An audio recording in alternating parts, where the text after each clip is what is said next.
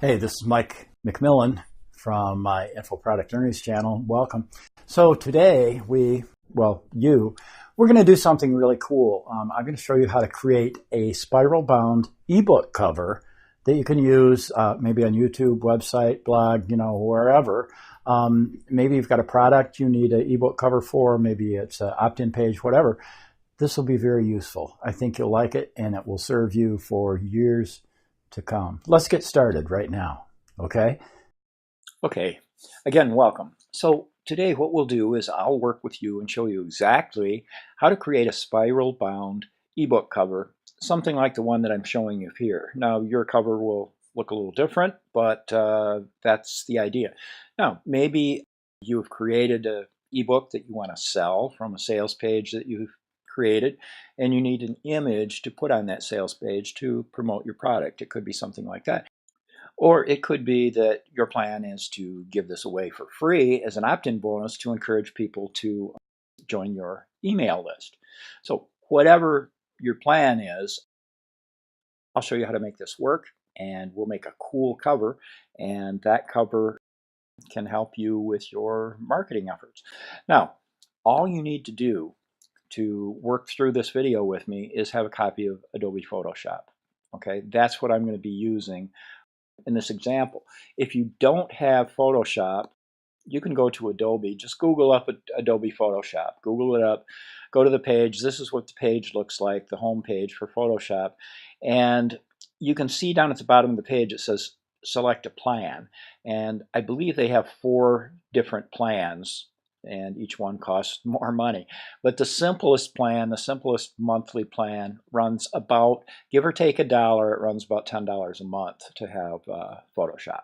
Okay, and that would work fine. Okay, so let's get into this and let me show you the 2 parts, the 2 facets of creating an ebook cover like I just showed you. Okay? Okay, now I said that there were 2 parts to making your ebook cover, and let me show you those 2 parts right here. The first part, unfortunately, I cannot do this for you because I don't know the title that you want, on your ebook cover. I don't know what you want it to look like. But the first part is to create something like what I've shown you here on the left. And this just took a very, very few minutes, less than 10 minutes, maybe 5 minutes, for me to create this sample cover that you see on the left. I would recommend that you make this cover about 600 by 780 pixels. Okay, that's the size of the cover that you see right here. And you can do that in Photoshop, and I'll show you in just a second how I did that. On the right-hand side is I'm going to call it a template, and I'm going to give you this for free. It's a PSD file. It's a Photoshop file, which you can open in Photoshop and use to complete your cover. So I'll show you how you can get that in just a second, but we'll then put both of these together, and you'll notice that while the image on the left is a rectangular shape, the one on the right has some perspective. I bent it to make it look like it's sort of a 3D type effect. It's narrower at the bottom than it is at the top, flares out at the top.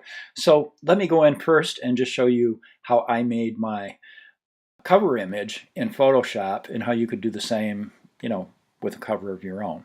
Okay, good. Okay, well, I'm in Photoshop right now, and the first thing that I did is I put the 2 words at the top. One of those words was simplified right here. And you can notice over here that I made the foreground color this red color. You could make it any color you want. The background layer was yellow. Again, you could play with the colors, but that's what I did. So then let me just show you, excuse me, down here. I'm sorry, there we go. Let me show you how I got the blended colors, the fading from the yellow to red in there, okay? So I'll click on this layer down here that says simplified, and then I'll go to layer in the top menu right up here, and I'll come down to layer style, and I'll go to blending options right there, okay? Now, the way that I got this to look the way that I did is I just clicked, okay, originally it looked something like this. Now I'll show you the colors in a second, but I clicked on stroke, and you can see what that did. That put a black stroke around there. Now if you double click on the stroke, you can see here that you can adjust the size. I have it set at 5 pixels, but you could make it smaller or you could make it bigger. You don't want to make it too big. But I'll go back down to 5 where I was originally, and that's how I got the black stroke around the outside. Now, down here to get the gradient in there, I clicked on, this is the way it looked originally, and to get, because the foreground color was this red, I clicked on gradient overlay, okay? And if you double click on this gradient overlay, you can see what I did right here. I'll double click. Here's the picker that allows us to adjust the colors. I'll double click on that, and you can see right here what you want to do is change from foreground to background, okay, just like that. And to get the gradient in there, I clicked on the red arrow right here, and I may get a little bit different, but I moved it over about that far. And then I wanted to get the yellow in there, so I moved the yellow over about something like that, about like that, okay? And you can play with these and get it exactly the way that you want it to. But make sure that if you do this, you click on the foreground to background up here option right there. And then just come in and play with these and get the colors, the gradient the way that you want it. It was probably something like that. Okay, so that gave me the gradient that I wanted right there. Okay, so I'll click on OK, and then we can, I'll click OK right here. So that gave me that simplified. Now the other thing is, let's see, what did it say at the top? It said, let me find it here, email marketing. Okay, see this layer right here? Now, I did the same thing with that. I'll turn that on. I did the same thing. I just typed in email marketing. I applied a gradient just like I did down here, and that's how I got that text in there. Okay? So after I did that, I had a picture of myself down here, and I just dragged this image into, you know, here, and I positioned it in the center, something like that. Okay, so I dragged that image in there, and that was me right there. Okay, and then at the bottom, let's see here. Let me just show you how I got the text in at the bottom. Right here, it says with Mike McMillan. Okay, now this is white. I typed this in with white, but down here I simply use my rectangle tool right up here, just like that, and I made a blue rectangle around that white text that I put in there. So that's what I did with that. And then finally, the last thing that I did is I came in here and I had a piece of artwork that well, I can show you some different types. Right here, I put yellow in. And I thought that was a little bright, and all I did is draw a rectangle around here, and I filled it with. I picked the color up here. I made it, you know, one of these yellows. I can't remember which one. I decided that was a little bit much, so I'll take that out. But I had this thing, this image, I got it at CanStock Photo, okay? CanStockPhoto, CanStock Photo. Cost me $2.50 for this grungy gray background. And I just dragged that in and I stretched it out and made it fill in right there. That's what I used. I had another one I tried, and I'll take that gray out. I had this red curtain thing. That's kind of scary looking. That was a little too much, I thought. So I went with this gray anyway. And that's, you can see down here, you wouldn't have to do this, but in Photoshop I made a white line around my image just to make it show up a little bit better. If you need to learn how to do that, I will reference that in the description below so that you can watch another video and learn how to make white lines around things. But that's my cover. And if you look up here under image and go to canvas size, you can see that, again, it was 600 by 780 pixels. That's the recommended size that I showed you earlier. And so that's what I did. So part one now is done. I've created this image that I want to put on my ebook cover. And like I said, you could do something like this very quickly. Okay, so once you get your cover done, the graphic part of your cover done, but you're still in Photoshop, of course you want to save this. And you can come down to save and just do a save. Keep it someplace on your computer. And then after you saved it, then you need to come down. This is a Photoshop document. We want to turn it into a PNG file. So you can do save as. Come up here and you could just call this, well, you can call it whatever you want to. But down here, right now it's in a Photoshop format, and you can come down to where it says PNG, ping file, and you can save that. Okay, and after you've saved it, you can close this down and you'll have it ready to use. Okay, good.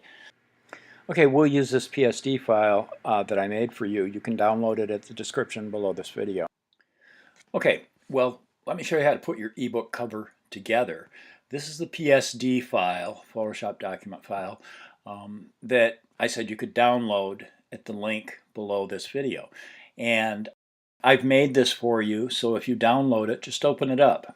And this is what it looks like. This is very easy to do now. All we have to do is, let me move this over, and here is, let me just show you, this is the cover that I showed you that I made. Okay, so all we need to do is take this cover, but don't use mine, use the one that you made, and drag it in there and put it into your Photoshop document. Now, as you can see, this will not fit in this book cover because the book cover is sort of a 3D thing. It's taller at the bottom, or it's taller, wider at the top than the bottom, and it's got a 3D effect. So all you need to do, though, is drag this in here. Just, get it close. It doesn't have to be perfect. And then click on the check mark. That'll place that file. So the only thing we need to do now is, whoops, I'm sorry. Made a little goof. I do that sometimes. Is select this, okay, and then come into Edit, go down to Transform right here, and go over to Distort, okay, and you'll see these corner gripper things come up, and all you need to do is grab one corner and see if when you distort, it lets you twist and turn and do all this stuff, and you want to be very careful and drag this up and get it right up there in the top corner. Okay, and then on this side we'll do the same thing. We'll get it right on the front cover, try to get it in there perfectly, just like that. Okay, now I'm going to have to shrink this down, but we'll do the same thing on the bottom. I'll grab this corner, and what I want to do is drag that right down like that. You may have to play with this for just a minute to get it, positioned just right. And this one needs to come in just like that. Okay. Again, we can click the check mark up here, and that places it. And then we'll just click anywhere. It looks to me like I got that pretty well. It looks pretty good. Now, the only other thing that you need to look at is right here. If we select this, and I don't know if you can see this or not, but let me blow it up again right here. See these spirals in the spiral bindings? They're cut off. This front cover is, here, let me move this over. See, they're cut off. So I'll put that back. And they're hidden behind this gray grunge background that I've got. So what we can do is come up here while this layer is selected, come up to Layer, and we want to go to, let's see, Arrange down here. And I don't want to send it to the back, but I want to send it backward. just like that, okay? And then I am going to, let's see, I'm sorry it's taking me a second here. Image, we want to layer, okay. Arrange, and we want to again send it backward, okay? And to do this, the key command is command forward bracket. And you can see every time I do this, I keep pushing command forward bracket. And it's taking these one by one and bringing them to the front so they show up. And I think you can see what's happening now.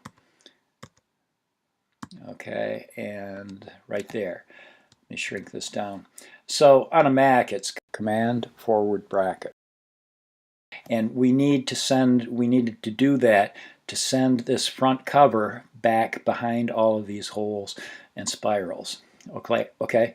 So let me click my select tool over here and just get that off. And so there we have it. Now I can see, I'm not going to play with this. There's a little bit right down here. This front cover should have been a little wider, and there's a little bit of white space down there. That's not going to show up because you're probably going to use it at a size like this. But you know, if you wanted to, I could come down and select that again, and one more time, go to Edit, go to Transform, and Distort.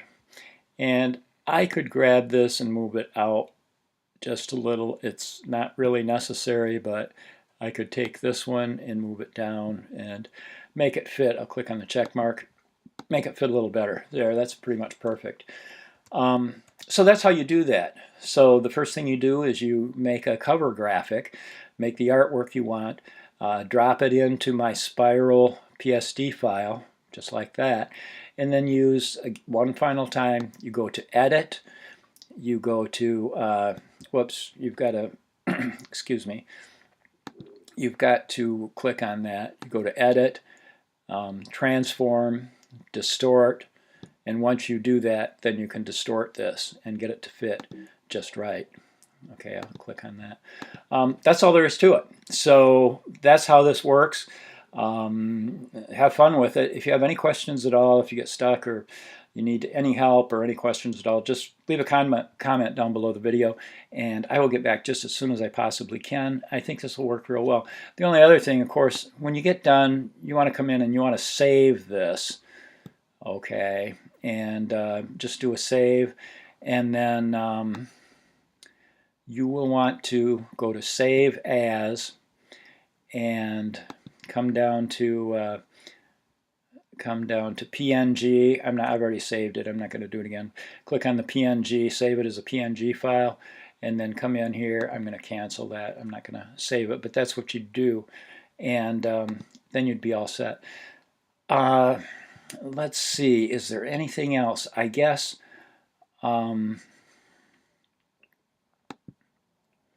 yeah, I wanted to show you this. Right now there's a white background, and that white background in here is my background layer that was created automatically when I started. Now if you have someplace you want to put this into and it doesn't have a white background on the page you're putting it on, you can come down here and click on this eyeball right here, and that will hide that front white layer. Now this is transparent back behind here.